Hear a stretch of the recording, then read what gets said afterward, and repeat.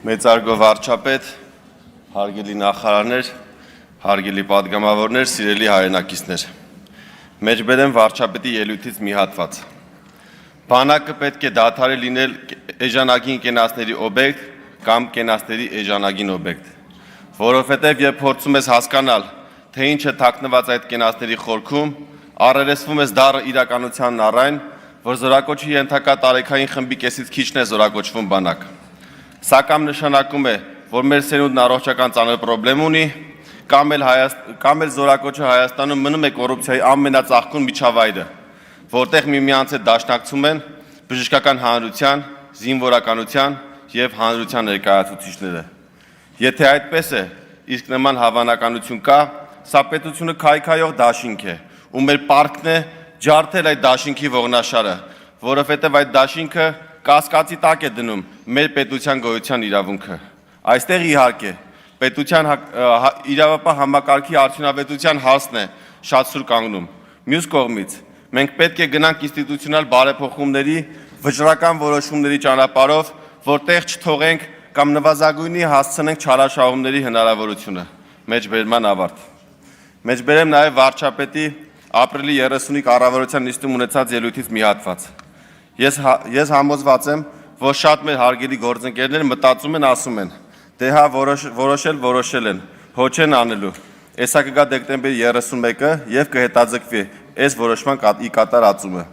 Տասնյակ առաջարկներ եմ ստացել, որ եկեք այս հետաձգենք։ Ցանկացած որոշում, որ մենք խորը համոզված ենք,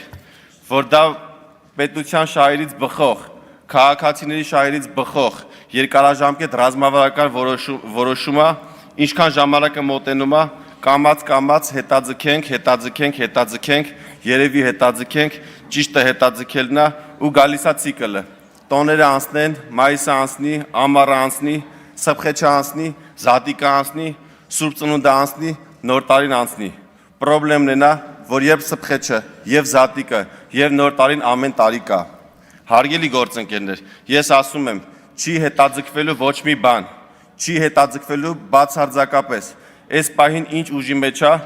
ոչ մի բան այլևս չի հետաձգվելու։ Որ նախարարը եկավ ասեց հետաձգենք, ավելի լավ է հրաժարականի դիմում գրի։ Ասում եմ ամենայն լրջությամբ։ Չգաք ասեք հետաձգենք, չկա հետաձգում։ Մեջբերման ավարտ։ Հիմա կարդամ կառավարության 2025 թվականի մայիսի 22-ի որոշումը։ Հայաստանի Հանրապետության կառավարության որոշում 22 մայիսի 2025 թվական N633L։